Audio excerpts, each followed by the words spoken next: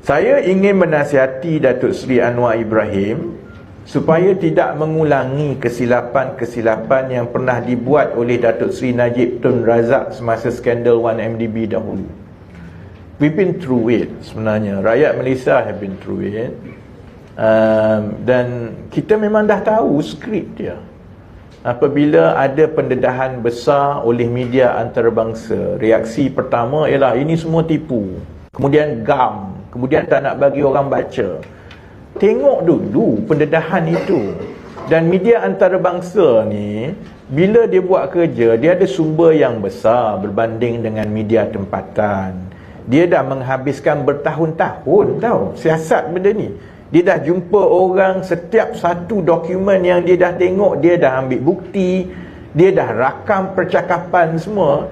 Jadi untuk kita nak menutup dan berharap ia akan hilang begitu saja, dia takkan pergilah. Dan kita dah tengok macam mana pengakhiran 1MDB dahulu. Walaupun awalnya dituduh, kemudian digam, yang lain dipecat, akhirnya tapi masa tu Wall Street Journal lah, kali ni Bloomberg kan. Tapi akhirnya perkara itu terdedah juga kan. Baik Ni saya bercakap untuk diri saya.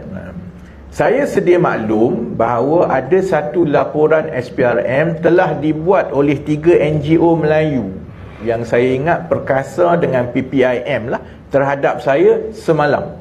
Dan ada laporan SPRM terhadap saya. Dan seumur hidup saya, ini adalah laporan SPRM yang pertama yang dibuat terhadap saya. Saya dah jadi ahli parlimen lama tau, menteri segala-galanya lah. You gaduh kena perkasa ke? Itulah. Saya pun terkejut juga. Banyak-banyak NGO yang nak backup kerajaan perkasa. Tak pernah berlaku dalam sejarah negara ini kan.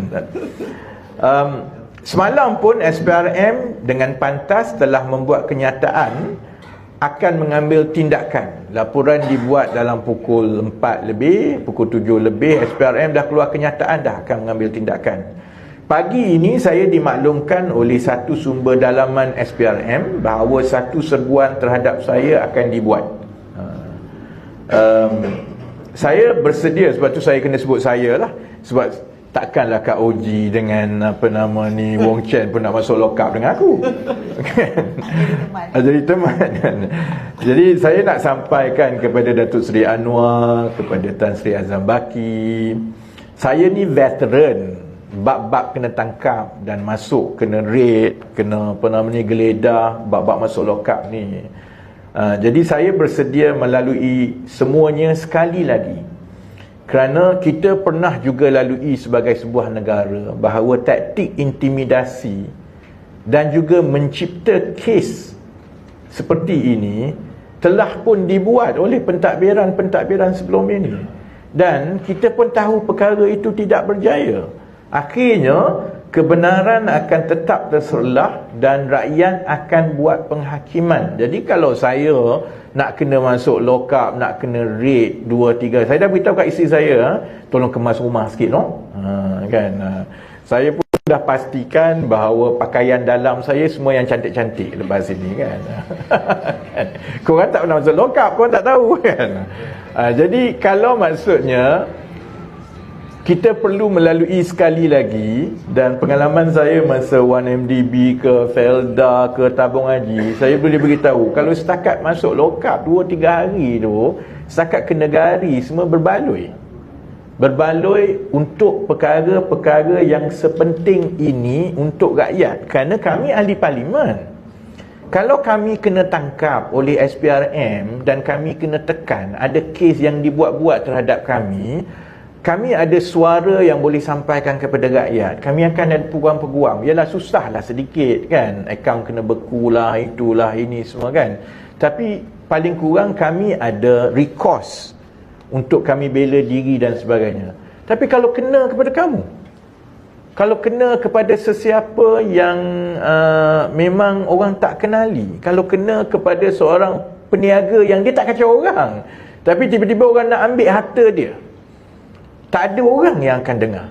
Kamu akan tenggelam begitu saja.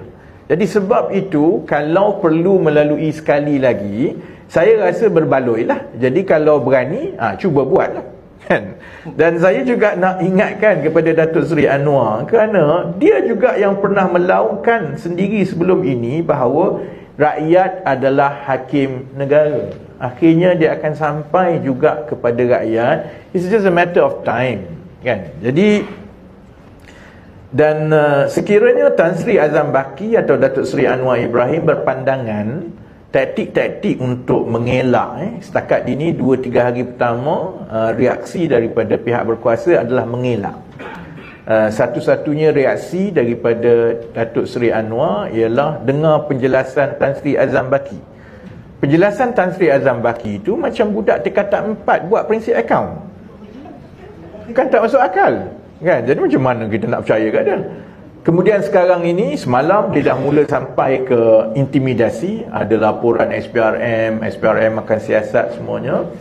Dan kalau ingat taktik-taktik untuk menutup perkara ini akan berjaya memperlahankan usaha kami, ahli-ahli parlimen yang 8 orang ini, untuk menuntut agar dakwaan-dakwaan terhadap SPRM ini disiasat segera.